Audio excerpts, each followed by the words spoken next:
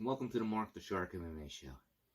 If you haven't already, make sure you subscribe to my YouTube channel as well as my Twitch channel. And if you can, check out the website as well if you want to be interviewed on a show or even help support the channel by buying a hoodie or a t-shirt. It's at www.markthesharkmmashow.com. You can even go there if you want to sign up and be on the show. And if you can't, go to RitortoFamilyBooks.com and pick up an autographed copy of my book, The Kabbalah Saga Begins, or check out the books my daughter have written. They're also available on Amazon.com. All right, everybody, sit back and enjoy the show.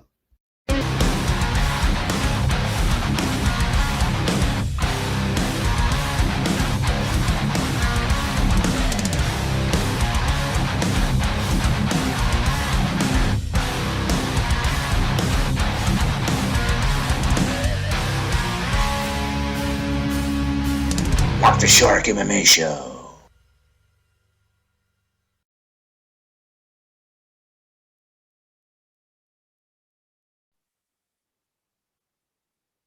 All right, everyone, and welcome back to the show. Today, I got a very special guest. If you were like me and you grew up in the 80s and you remember sitting at home and watching TV channels like Black Belt Theater and Kung Fu channels and stuff like that, you will remember the movies from Chuck Norris, like the Octagon, Forest Vengeance, Jim Cod, and all those. Well, today's guest was actually in those movies.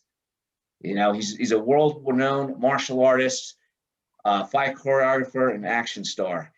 Ladies and gentlemen, I give you Richard Norton. How you doing today? I'm very good, Mark. Thank you. Thanks for having me on.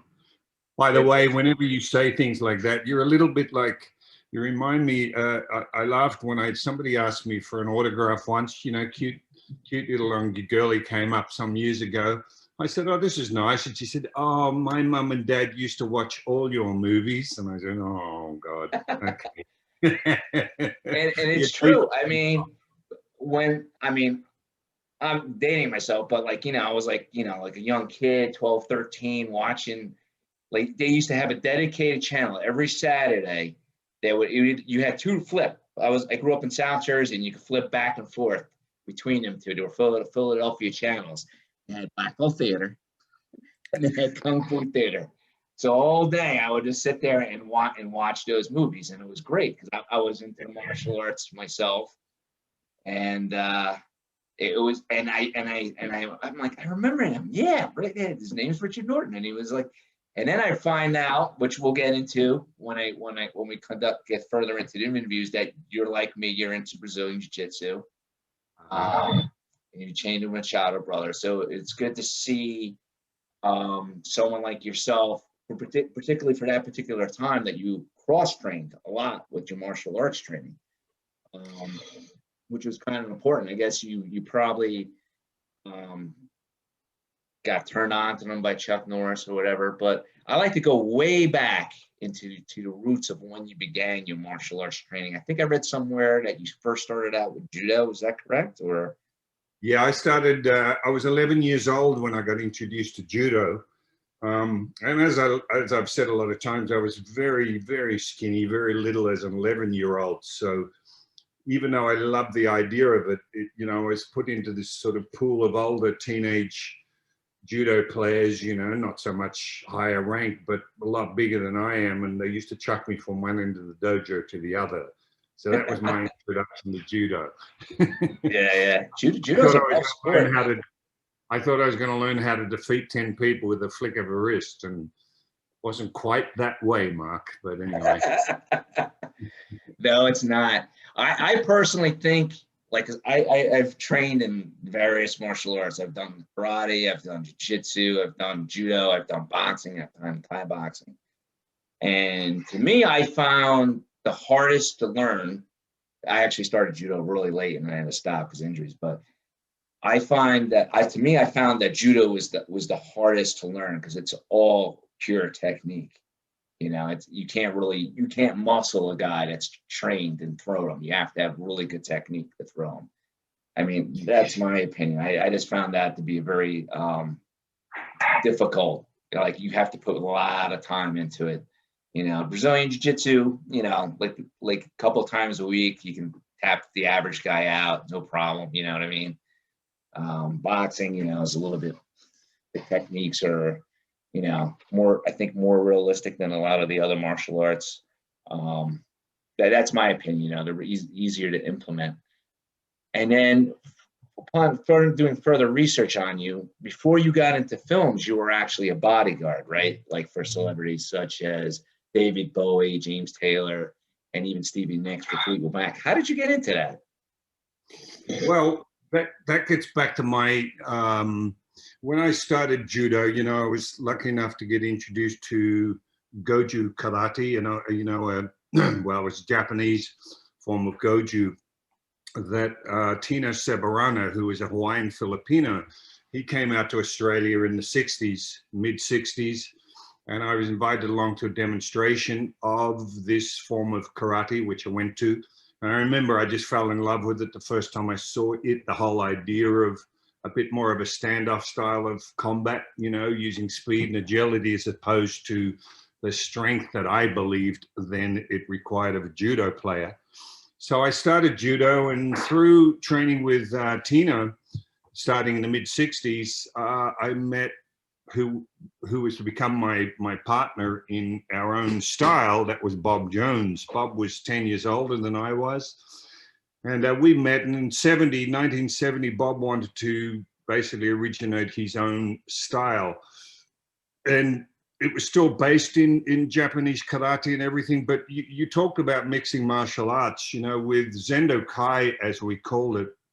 Zendo Kai was really the product of us having, or particularly Bob, having bouncers, you know, or doormen or crowd controllers, as they call them today. Bob had already been in the security business for many, many years, had a huge reputation as being very formidable in the street, as well as running security and even doing some personal bodyguard work for, you know, private individuals. And so when I started Zendo Kai in 1970 with Bob, our club was pretty much full of, again, bouncers, crowd controllers, you know, tough guys, which is why our style started to incorporate a lot of other aspects of the combat world, meaning boxing and wrestling, long before it was kind of in vogue to do that. You know, because you'd remember back then, well, not quite so far back, but for me, you know, with martial arts, if you did say Goju, that's all you did. If you did Shotokan, that's all you did. If you did Wing Chun Kung Fu, you didn't mix. It was very much blinkers on. This is the style you did. If they blocked a particular way, that's the only way you did it.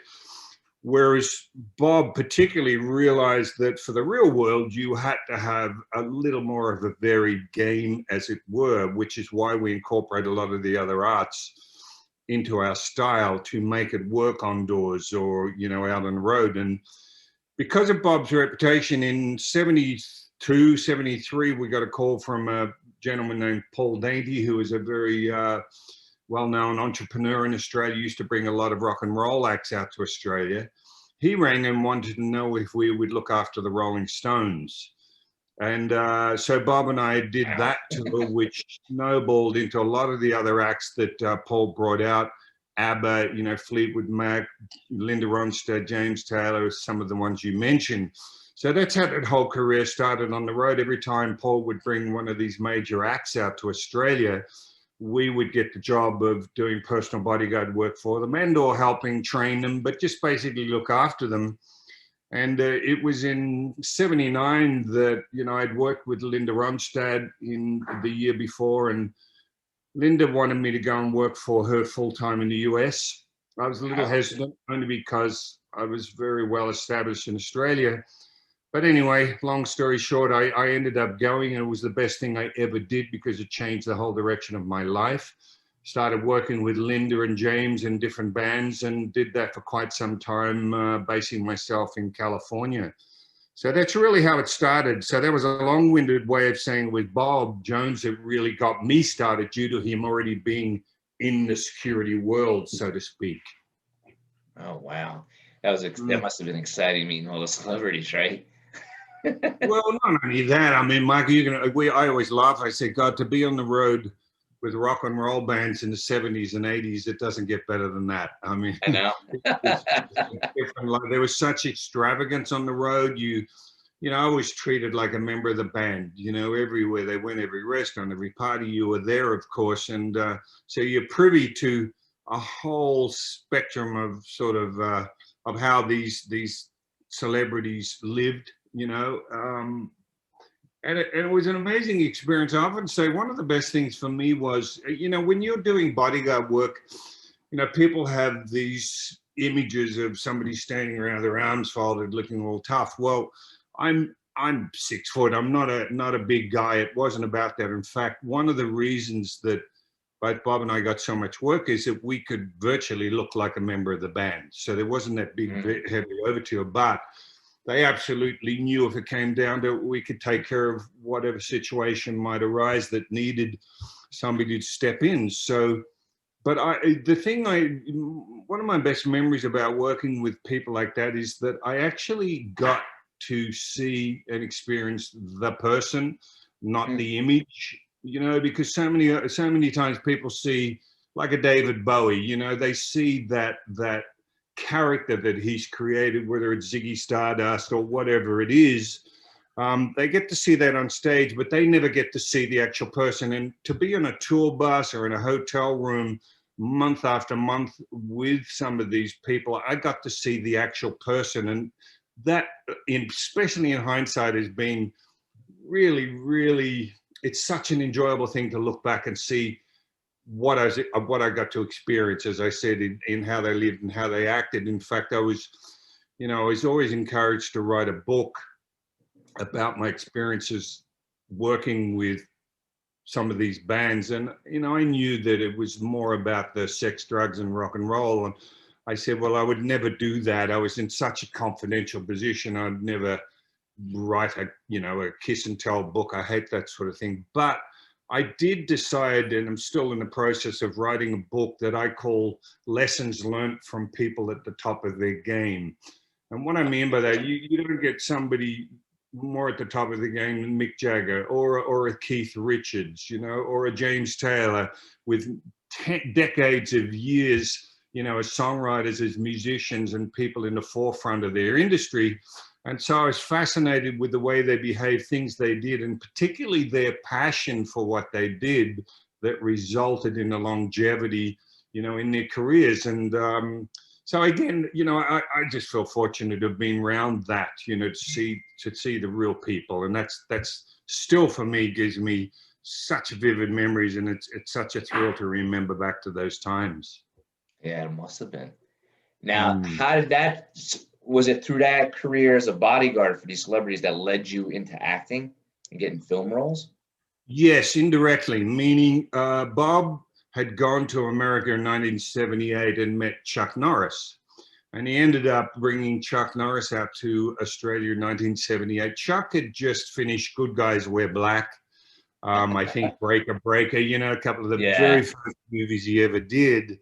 So he was going to do a bit of promotion for those, but particularly we had just introduced kickboxing into Australia, and we had some tournaments set up for different states, you know, in Australia, and we wanted Chuck to do some demonstrations and all of that, which he did. And I was demonstrating on the same card with him. I was using sai and bow, you know, long staff, and doing demonstrations with Chuck. We ended up becoming very close friends in that short amount of time that he was in Australia, to which he said to me, if you get to California anytime, look me up and we'll do some training.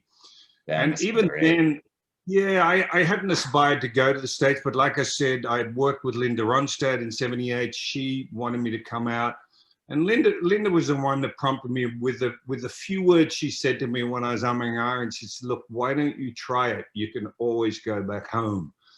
I remember thinking, you know what? I can always go back home. And I use that, by the way, as an impetus when I say to people that sometimes you've just got to dare to step out of your comfort zone and just give something else a try.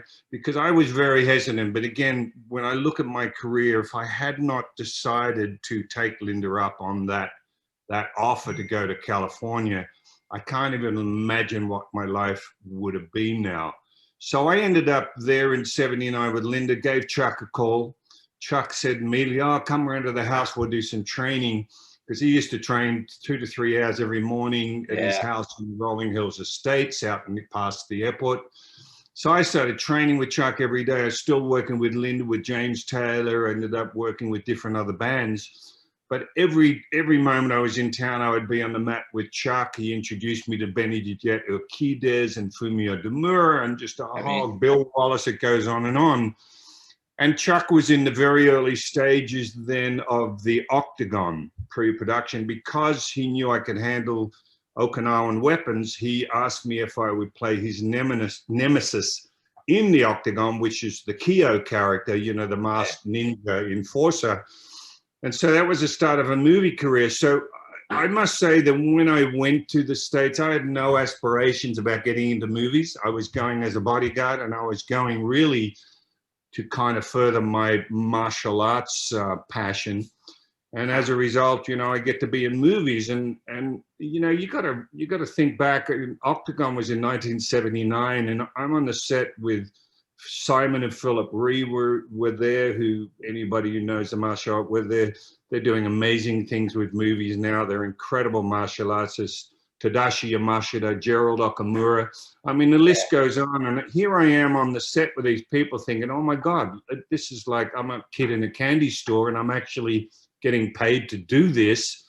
I thought, what a great way to sort of basically get an economic return for my passion that enabled me to keep training. And that's the way I looked at it. And now something like, I don't know, 80, 90 movies later, and I'm still in the industry and still feel very fortunate to be a part of the industry. So Chuck was really the one that sort of opened the door, gave me the opportunity, and thankfully it all worked out and I ran with that opportunity. Yeah. And for those of you guys that were listening, like he was rambling off these names of these martial artists, like Benny the Jet.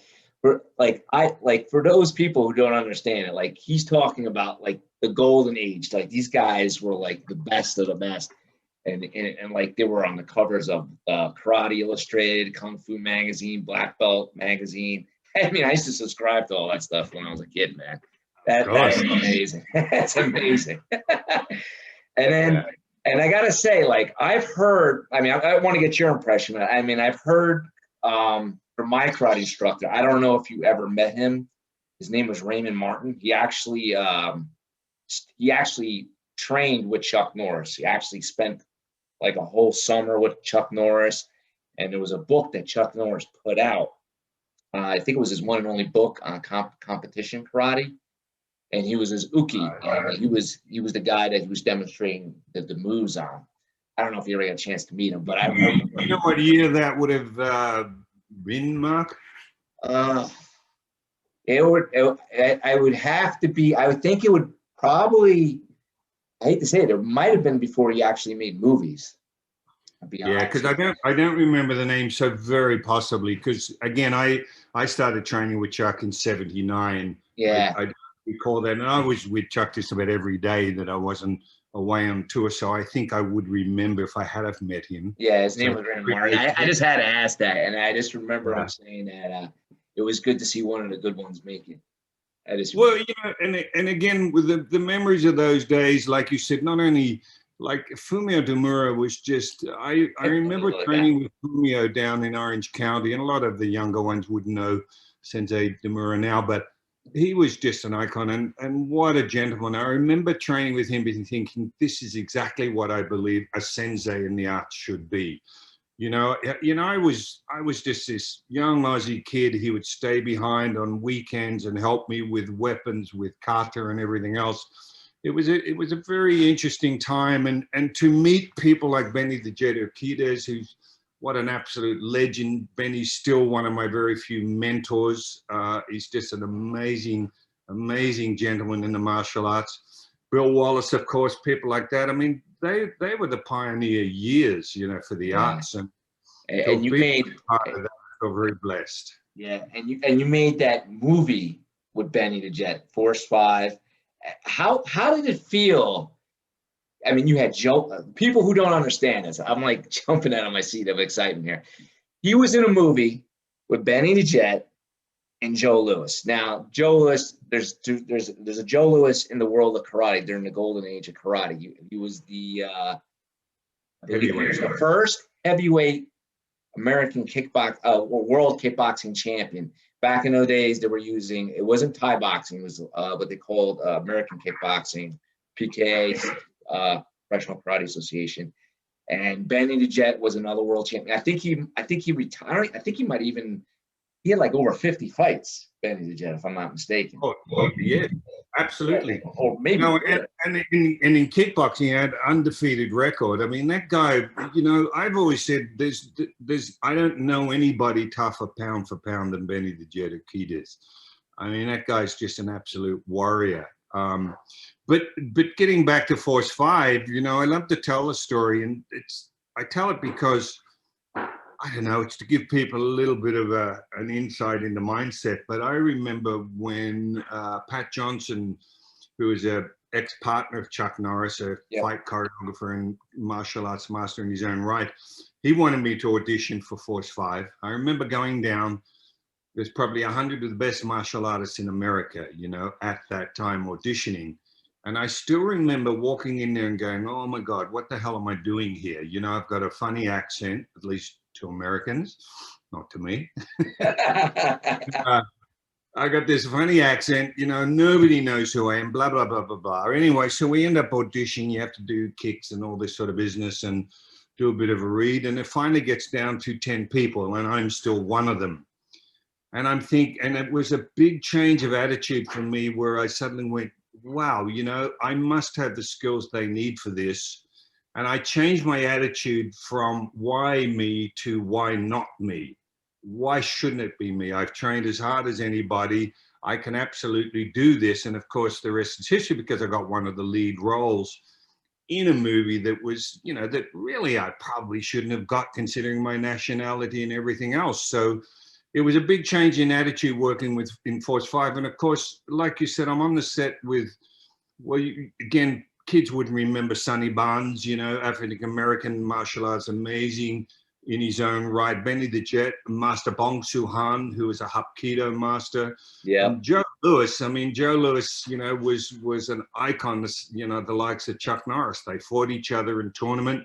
Yep. And an amazing martial artist. So again, I'm on a set with all these incredible martial artists. I think Keith Vitale was in that film. But I thought again, how good is this? I mean, talk about, I said again, a kid in a candy store, and I'm on the set with these people. And it again, what an incredible memory. And I feel very fortunate to be a part of such an early pioneer status of even martial arts movies, Yeah. Albeit I look at those movies now and the action and I go, oh my God, I have a bit of a laugh because the whole industry has just morphed into something amazing with Scott Adkins and Michael J. White and what people like this are doing. But again, we did what we did. It was what you did back in that day, and they used that as a springboard, to sort of catapult themselves into bigger and better things, thankfully, and I love the fact that we were able to sort of, set a bit of a standard back then, and for them to just springboard, into the unknown as far as what they're able to do these days. But Force 5 was the first lead for me, and again, amazing experience.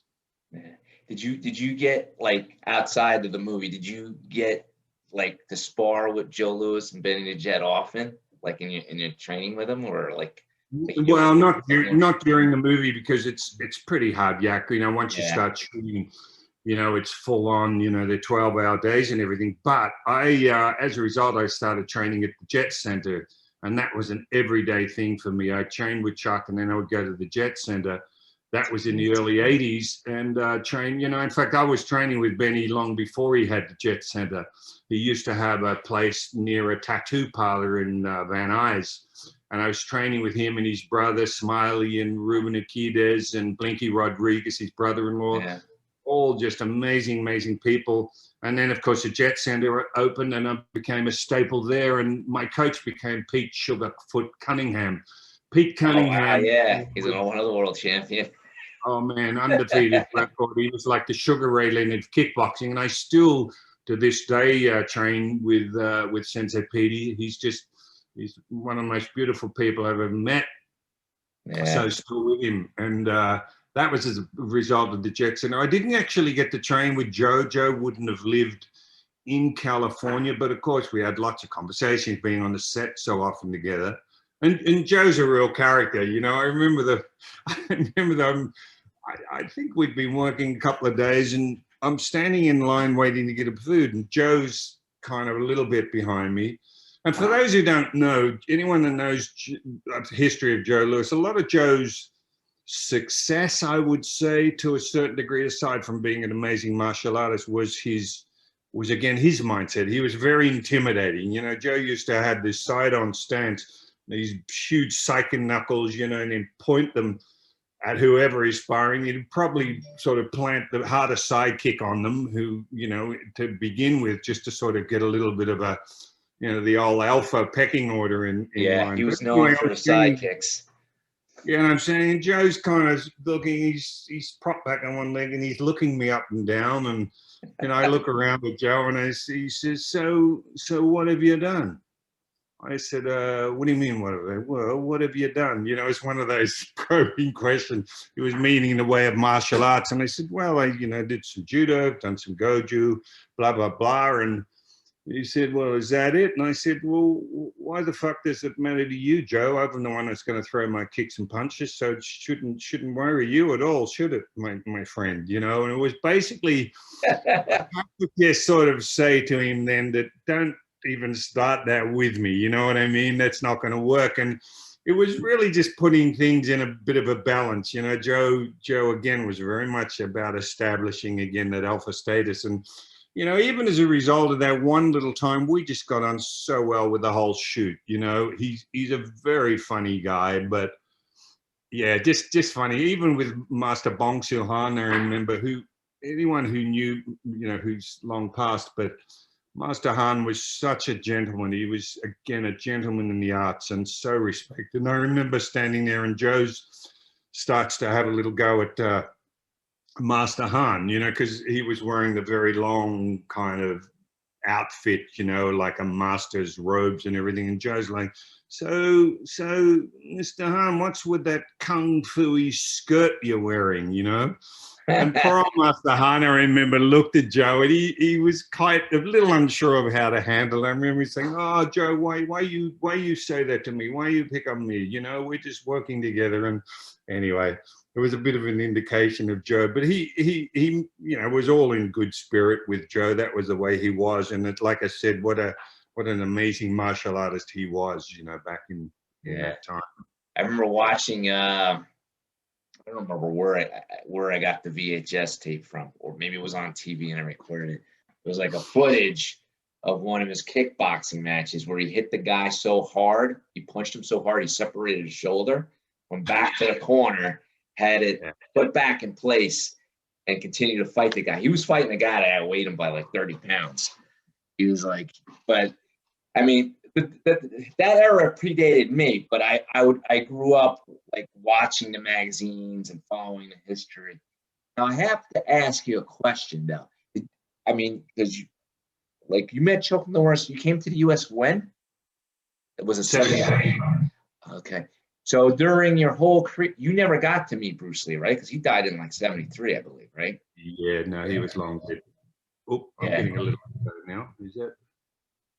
Yes, no, Bruce was long gone when I came out in 79. Of course, Chuck trained with Bruce, as everybody knows, and all of that. But yeah, but my exposure to Bruce was like everybody else, you know, was with those early films, you know, that Bruce did, and of course, Enter the Dragon, you know, was such a trailblazer and kind of, I don't know, just inspired so many martial artists, you know, as a result. I mean, I was already well into the arts by the time Bruce was out doing movies, but yeah, it would have been great to have met him, but, you know, again, missed by about 7 years.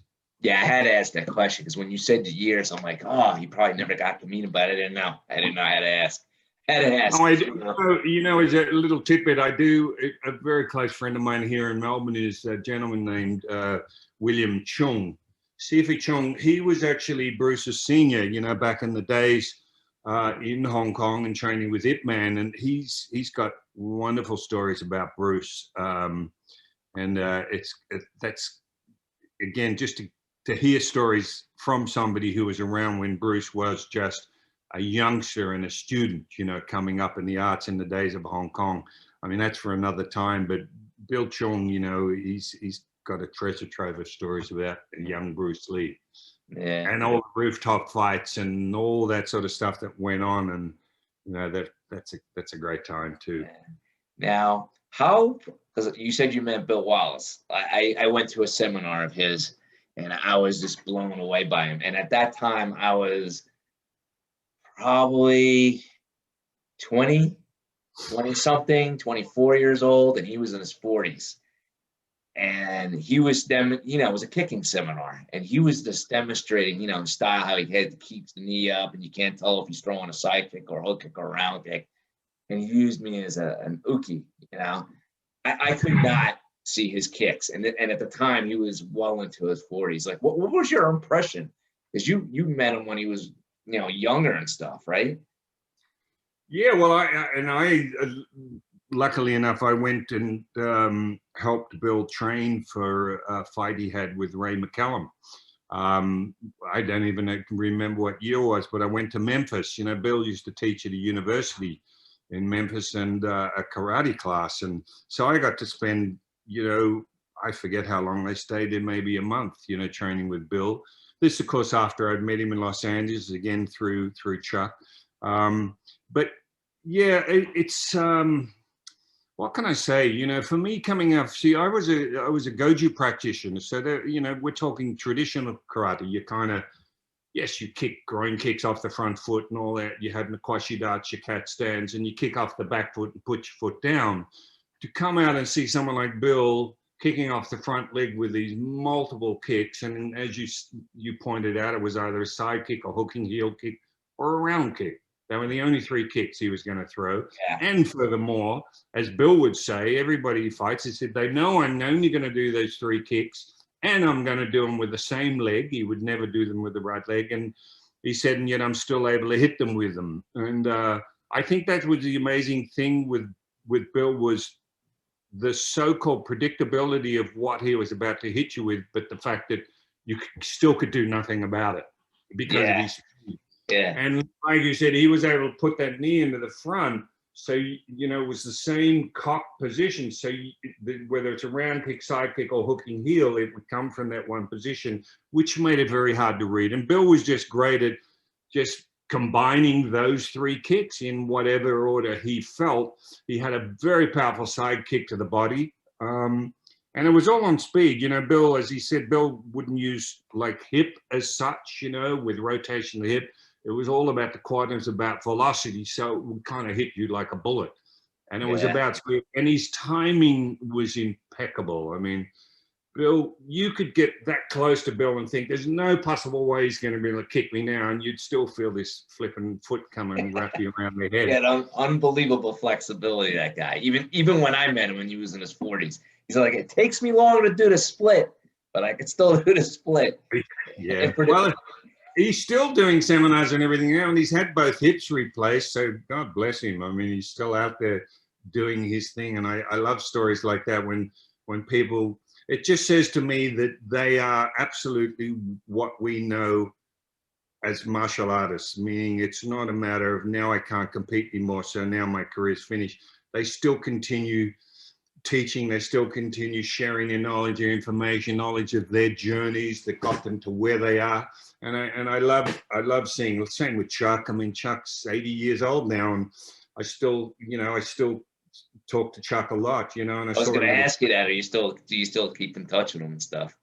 Yeah, and I saw a little clip of him hitting the mitts. And, you know, as somebody said, I mean, the guy's 80 or 81 years old, and he's hitting the mitts. How good is that? You know, it's just inspirational. Yeah, no, and Chuck's a role model from the point of view that, again, he just doesn't stop being a martial artist. You know, that's what he is.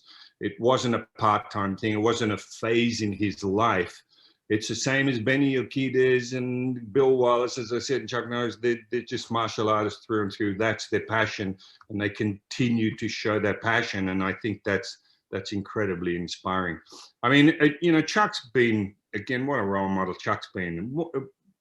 And getting onto the subject while we're talking about, one of the reasons I like to bring Chuck up with martial artists is as an example of somebody who has no ego when it comes to increasing or improving themselves or their knowledge, you know, as far as martial arts. I mean, you know, I was the one that got Chuck started with the Machado brothers, you know, back in... that leads into, I was gonna ask you about that. Like, how did you start jiu-jitsu training? So I guess we hit that. Yeah, well, but before we get on, I mean, and I'll tell you that story, but the thing about Chuck is that I tell people is when, you know, Chuck and Bob Wall and myself are the ones that got the Machados their first school in Los Angeles, in the Valley, in Encino.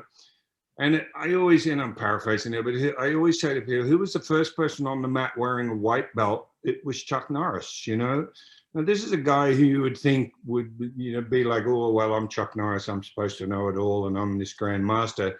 Didn't even occur to him the fact that there was something new to learn. He was willing to put on a white belt and be a student on the mat with the Machados back then. I just, for me, that said everything about the sort of person, the sort of martial artist Chuck was. And as an example, the younger ones to never, ever forget to be a student, that, you know, it's about that journey. It's about aspiring to excellence, you know, and to more knowledge and to be a better person. And Chuck's an example of that. So hats off to him. I love to tell people Chuck was best man at my wedding. Do you know that, Mark? No, I did. Yeah. We weren't even good friends. I was just worried if somebody caused some shit at the wedding, I needed somebody to take care of it. No, I'm kidding. You never know. That's a good one, man. That's a good one. So which Machado was your primary instructor? Was it Higan or Jean-Jacques Machado or? No, I started off with Higan and Carlos because they were, you know, when I met them, and I met them through Renzo Gracie of all people, they were all in one house out in Redondo Beach, you know, but Jean-Jacques wasn't even in the country at that stage. He still hadn't come out from Brazil. So through, you know, I started my training in the late 80s with Hicks and Gracie at Jorge and Gracie's house in a garage. I ended up, and let's go back a step here because I think it's important to give sort of history to this, but it all started with Chuck and Bob Wall, you know, and their wives going to Brazil for like a holiday, a vacation. And because of what they do, Chuck, of course, wanted to know what martial arts people did in Rio, you know, wherever they were. So cut to, they end up in a school, in a jiu-jitsu school with Helio Gracie, Orion Gracie, Hickson Gracie, and Hoist Gracie. Can you imagine? So he's in the school asking them about what we now know as Brazilian jiu-jitsu. Of course, you know, Brazilians didn't call it Brazilian jiu-jitsu, it was jiu-jitsu. It has Japanese origins. But anyway, so he ended up doing a little session with them. He even had a little role with Helio Gracie. And the funny story Chuck says is Helio says, oh, come and have a roll. Helio would have been in his 70s, I believe, then.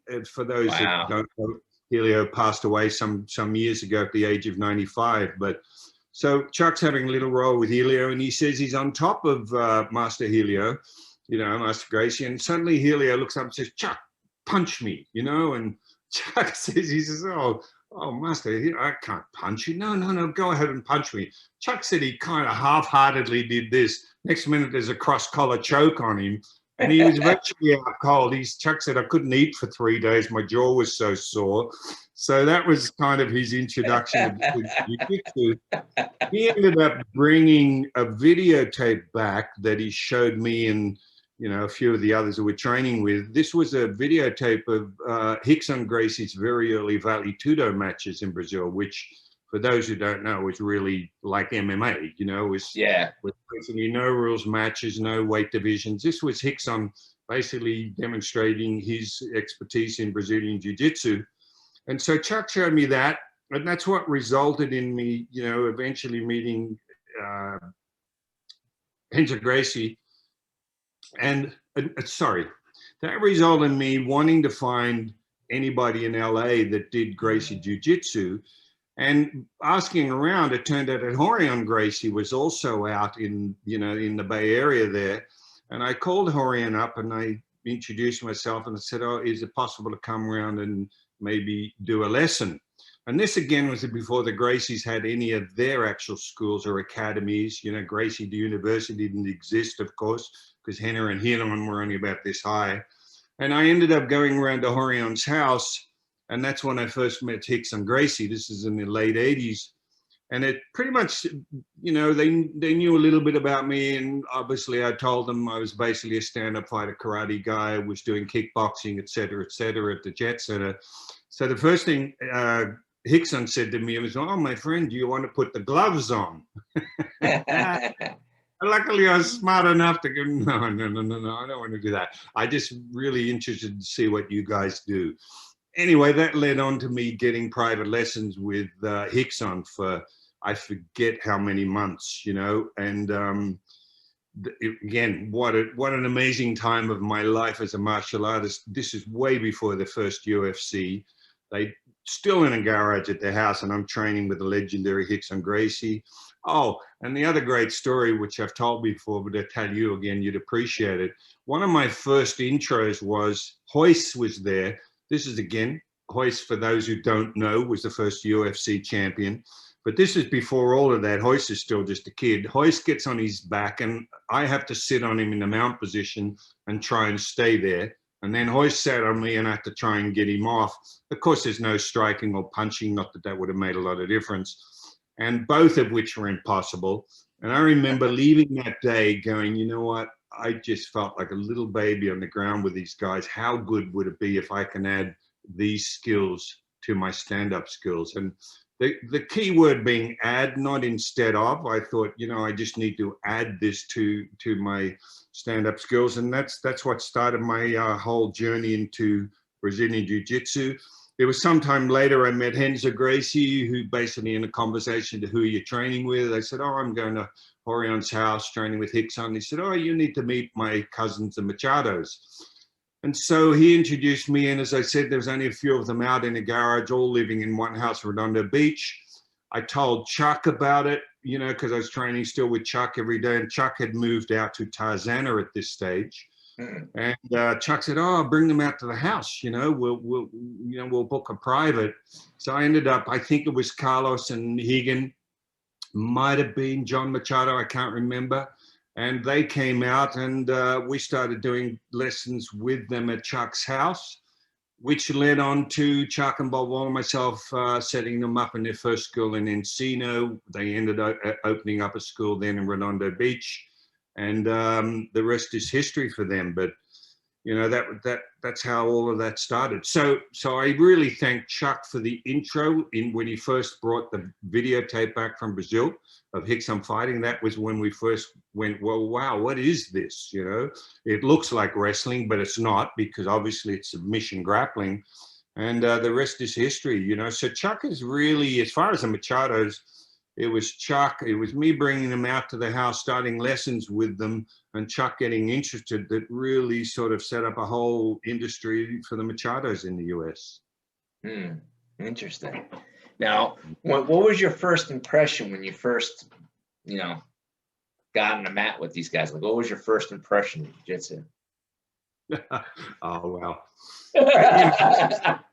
You would know that anybody that doesn't know jiu-jitsu, when you look at it, it's very hard to sort of get an idea of the effectiveness of, because it just looks like two dudes rolling around on the ground. But once you get on and you feel the absolute complete control a good jiu-jitsu player has over you, especially if you have no grappling, skills, it's just incredible.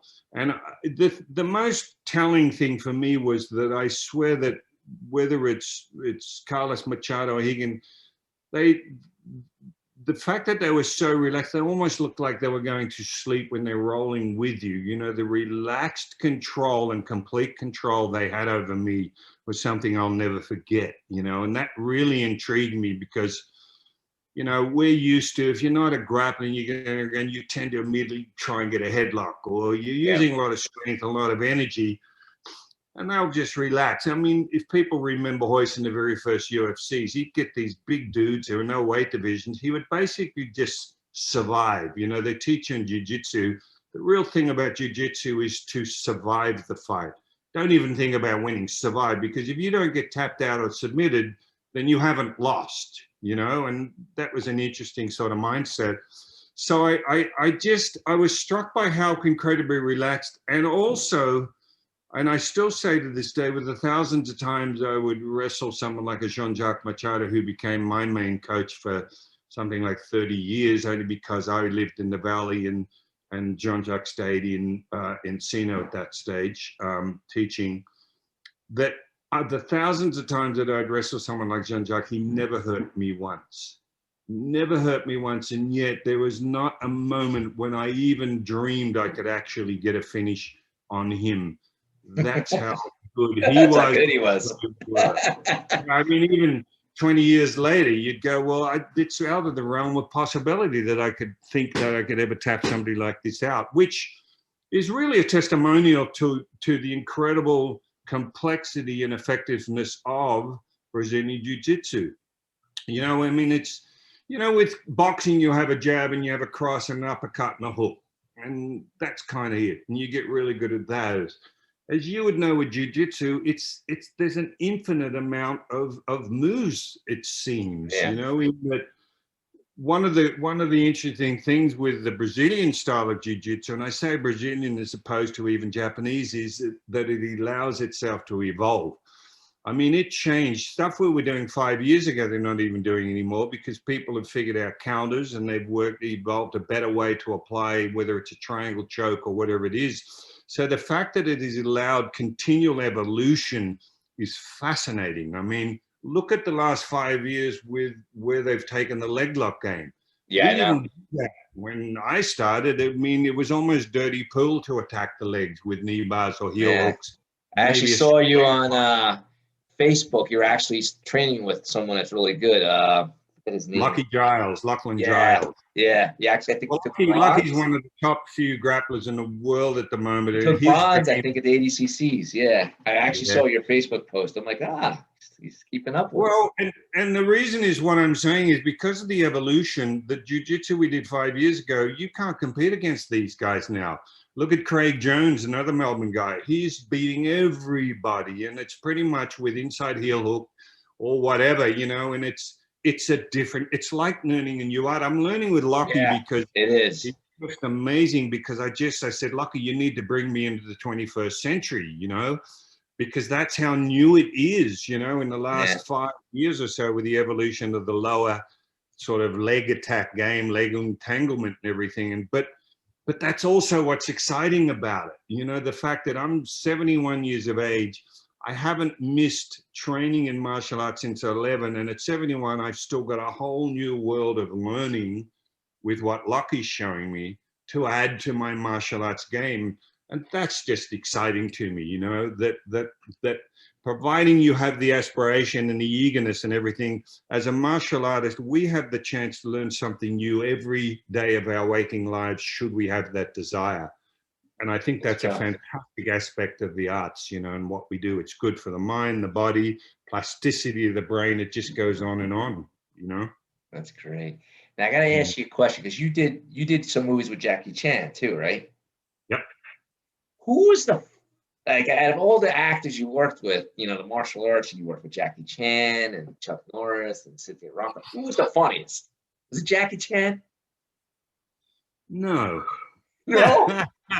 Well, and the reason I say that, you know, remember I said to you about you know, it's like with rock and roll, is like a David Bowie, you know, that you get to actually witness or get to be around the person, not the persona. And you know, I didn't get to meet Robin Williams, but I did get meet to somebody that did meet Robin Williams. And, you know, the first thing they said is everybody expects a comedian like Robin Williams to be funny all the time, when the reality is that's his job, that's his profession, that's what he does. He's serious about being funny.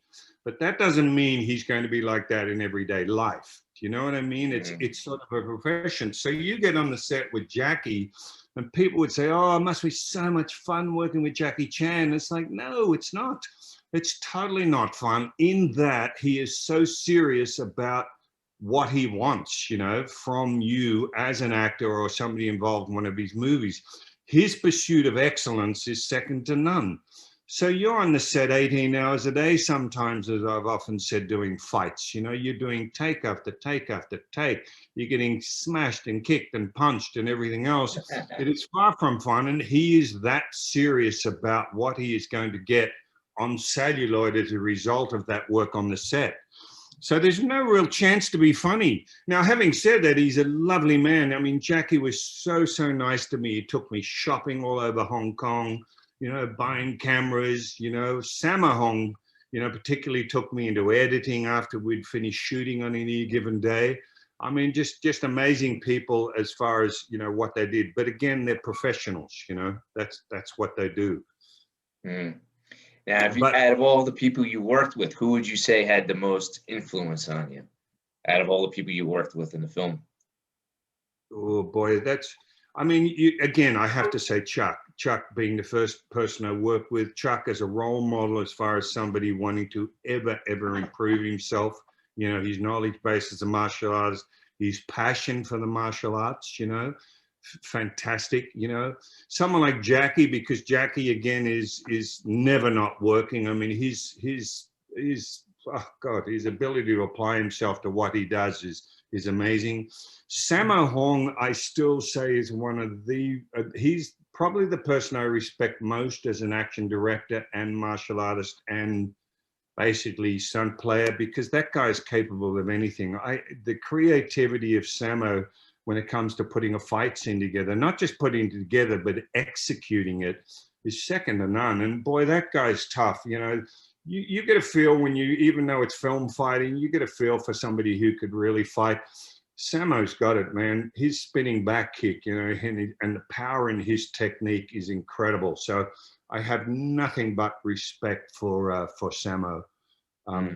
No question about it. And of course, you know, as we also mentioned, Benny the Jet, you know, he's just a doer. You know, Benny doesn't just talk, he does, you know, and he still does. He's still doing seminars. He's still just an inspiration to so many martial artists out there, you know.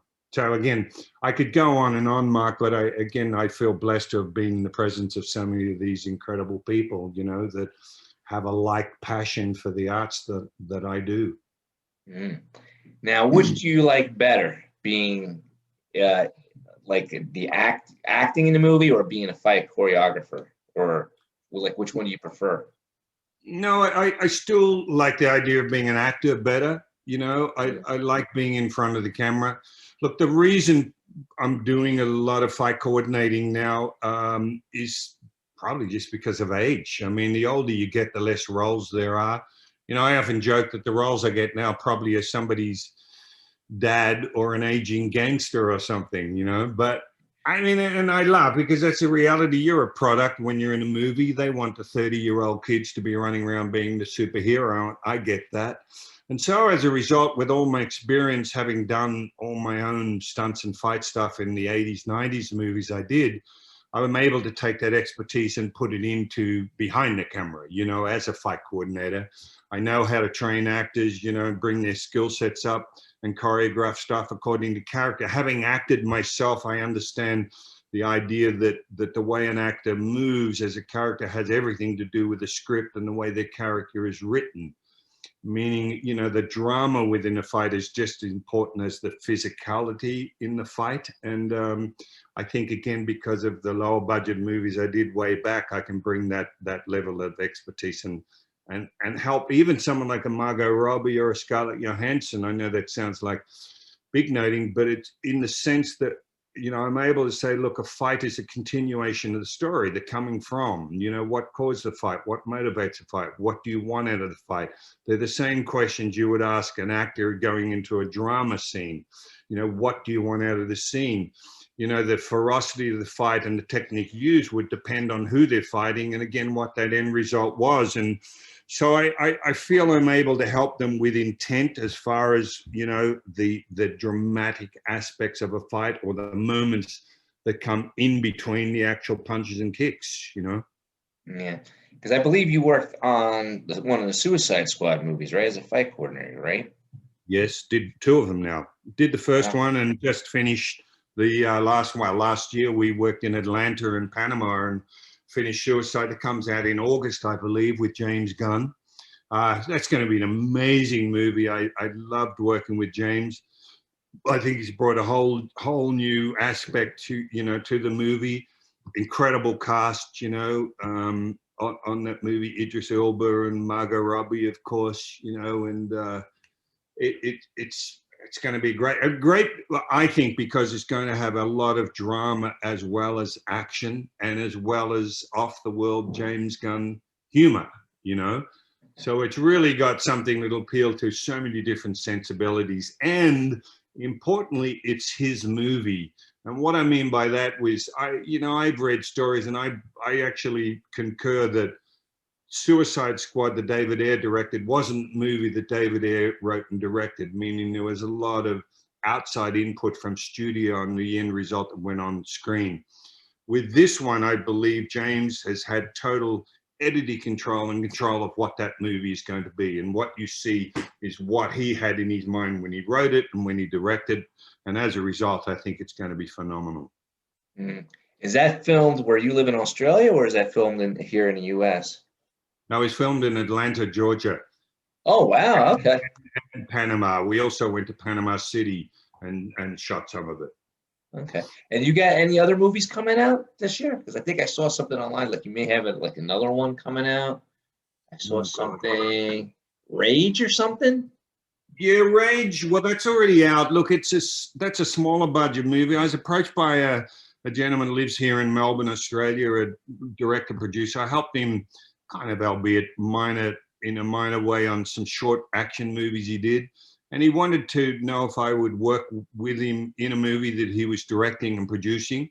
And I said, sure. You know, I was in town anyway, and I just loved the idea of getting in front of the camera. I got to play a cop. It's a crime drama, so there's no action as such.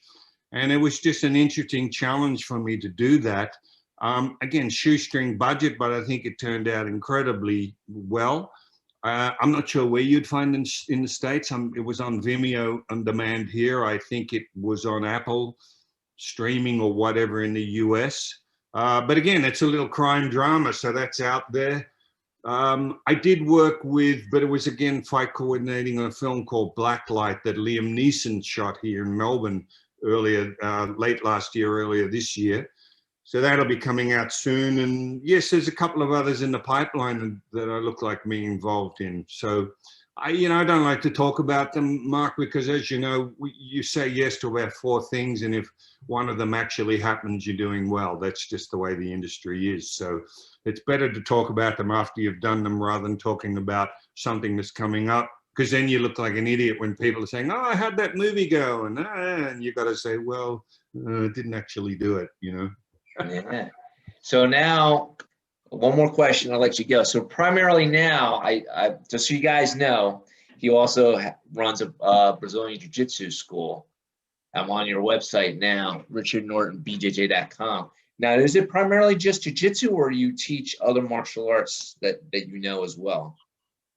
Well, that particular association, Team Norton, Richard Norton, BJJ.com, that's a Brazilian Jiu-Jitsu association. I've probably got 10 clubs, under me in Sydney and Melbourne, a few other places. So I oversee that. I'll go and, I was just in Sydney a few weeks ago, did 4 seminars over a weekend. Of course, I oversee their gradings and everything else. But I do still teach seminars. I teach Zendo Kai, the style that Bob and I started in 1970, is still very, very strong today. And I'm sort of a mentor and one of the heads of Zendo Kai. So I still go around teaching reality-based seminars, as well as more of the traditional style karate type seminars of course, along with Brazilian Jiu-Jitsu. So it's really whatever a particular school or something specializes in, and if they think I have some knowledge that I can share with them. And I love seminars. I love it because I'm a bit of a junkie with preparing. You know, I will spend weeks sort of going online and trying to update my knowledge base, because I often say I don't want to be the same martial artist I was last year or 5 years ago. I want to try and express my martial arts slightly differently every time. And seminars are a way of giving me a good kick in the bum to keep training, to get in the gym, to be up to scratch, you know. Because Sydney was 4 3-hour seminars, you know, so there's 3 hours Friday night, 2 3 hours on Saturday, another 3 hours on Sunday. So it's a bit of a slog. But again, you know, in my little mind, I'm going, yeah, they're probably going, oh, let's see if Norton slowed down a bit. He's probably a bit crotchety now. And I'm like, no, fuck that. I gotta admit, though, you look great for your age, man. I gotta. I was telling my wife, I'm like, this guy is in his 70s and he's in better shape than me and most of my friends. I mean, that's fantastic. I mean, I'm a little bummed out because I've like got injuries, so I haven't been training. I just train like once a week now, but I still try to do a little bit. But I mean, you should be an inspiration to every guy out there that's got that dad bod. If he can lose that dad bod, you should too, man. I'm telling you, you look great. Hey, you know what, Mark? The key to it, you know, people say, oh, how do you still keep doing it? And the key, first of all, is to look at what you have and not what you don't have. You know, my shoulder is wrecked at the moment, a few things, but if you sort of start to dwell on that, and I go back to Benny the Jet Urquidez, who always said to me, he said, I will never utter the words, I'm getting too old, I've got to slow down a bit, my back's not too good, because you believe you give yourself a psychological crutch to no longer participate fully anymore. And I adhere to that 100%. So I never, as soon as I start to go, oh, I don't think I'll train today because I'm feeling a little bit sore, that to me is a key. I start swearing at myself, you weak bastard, you get down there to the gym. And I will make myself go, and always after I've done a workout, doing what I can, you know, not aggravating things, I always feel good about myself as a result. So the key for me is to tell people, just be consistent. Some days you'll only do that much, but be consistent. People yo-yo with diets, with training. They would go flat out. And they either get injuries and then they take a few months off, or they'll diet like crazy and lose a bit of weight, and then they'll get sick of it and take a few months off. I think the key is to just be consistent with your training, your application. And I do, you know, I work hard at it, Mark. I mean, I really do. I will never not do something every day. I do Wim Hof breathing every day. I don't know whether you know the Wim Hof, you know, which is, you know, breath work, where you just do 40 sets of 30 inhales and exhales. And then on the 30th one, they call it a breath retention, where you keep the breath out and you try and hold for as long as you can. And I do that every day. I take cold showers every day as a result of Wim Hof. My wife and I still do a little meditation out in our front garden sort of to start the day. And we do the 16-8 fasting. So I just ate, not all the time, but most of the time over an 8-hour period. So I just, without it being ridiculous, I'm trying to do whatever I can to sort of stave off old age. And I think all of that helps, you know. In other words, and Judy's the same, we're doing whatever we can to sort of get into our older years as healthy and as fit and as able as we possibly can. But importantly, it's mindset. You just don't get into the, oh, well, I'm 70 now, I shouldn't be doing this, shouldn't be doing that. Who the fuck says you shouldn't, you know? You know, who says, you know, the number. And I'm like, no, not going to have that. I'm getting out there. I'm going to mix it. You know, and I'm careful. Look, I don't wrestle with young guys anymore, you know, because I know they want to try and take my head off and, you know, score a bit of Norton's scalp as a victory. So rather than get into that and have my ego kick in and end up getting injured as a result, it's better to not even get into that position in the first place. So I'm still hopefully a little smarter than I would have been 20 years ago, and helping that ability to sort of go into my older age, still being able to be actively involved in my passion, which has always been martial arts. So Yeah, that I gotta say, I'm impressed, man. And Thank you. for like, just so people know, this is going on my YouTube channel and my podcast. If you're listening to this on my podcast, you got to watch this video. And you see this gentleman here still practicing martial arts. That is an inspiration in his age. I got to give it to you. And Thank you. yeah, I got to say. Well, Professor Norton, I'm going to call you Professor. For those who don't know that, that's a sign of respect that you give to a Brazilian Jiu-Jitsu black belt. It's been an honor, and I can't say it enough. It was a pleasure having you on the show. Thank you, Mark. I know I got off on a whole lot of tangents, but I tend to do that. I'm a good talker. But anyway, I really enjoyed the chat, and let's do it again sometime in the not too distant future, because I'll have some more stories for you. Oh yeah, definitely want you back on the podcast. I really enjoyed it. All right, I know it's been a long interview, so I'll let you get back to your day. I don't know if you're doing training or whatever, but it was great having you on the show. All right. Thank you. Awesome. Thank you, man. Take care. Okay.